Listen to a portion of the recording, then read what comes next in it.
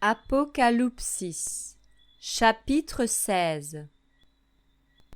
Et j'entendis du temple une grande voix disant aux 7 anges : Allez et versez sur la terre les coupes de la colère d'Élohim. Et le premier s'en alla et versa sa coupe sur la terre. Et un ulcère pernicieux et malin vint sur les humains qui avaient la marque de la bête et sur ceux qui adoraient son image.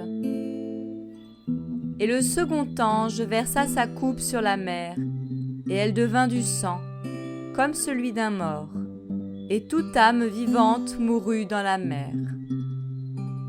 Et le troisième ange versa sa coupe sur les fleuves et sur les sources des eaux, et elles devinrent du sang. Et j'entendis l'ange des eaux disant : Seigneur, celui qui est et qui était, tu es juste, parce que tu as exercé ce jugement. Parce qu'ils ont répandu le sang des saints et des prophètes, tu leur as aussi donné du sang à boire, car ils le méritent. Et j'en entendis un autre de l'autel, disant : Oui, Seigneur, l'Élohim Tout-Puissant, tes jugements sont véritables et justes. Et le quatrième ange versa sa coupe sur le soleil, et il lui fut donné de brûler les humains par le feu.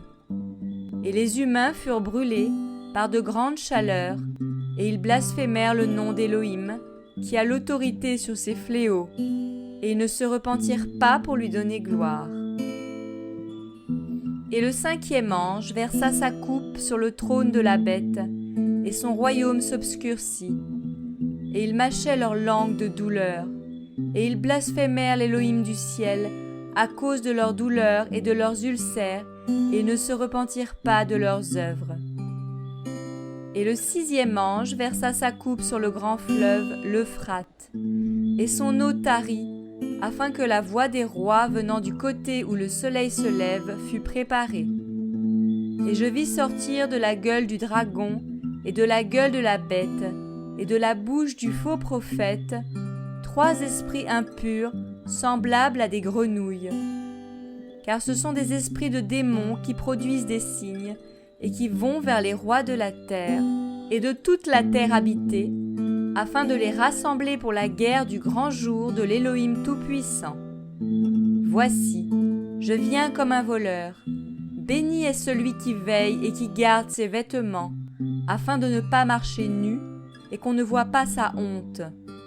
Et on les rassembla dans le lieu qui est appelé en hébreu Armageddon. Et le septième ange versa sa coupe dans l'air, et, du temple du ciel, du trône, il sortit une grande voix, disant : C'est fait. Et il y eut des voix et des tonnerres et des éclairs, et il y eut un grand tremblement de terre, tel qu'il n'y en avait jamais eu depuis que les êtres humains sont sur la terre. Et la grande ville fut divisée en 3 parties, et les villes des nations tombèrent. Et Babel, la grande, vint en mémoire devant Élohim, pour qu'il lui donnât la coupe du vin de la fureur de sa colère. Et toute île s'enfuit, et les montagnes ne furent plus trouvées. Et une grosse grêle, comme du poids d'un talent, descendit du ciel sur les humains.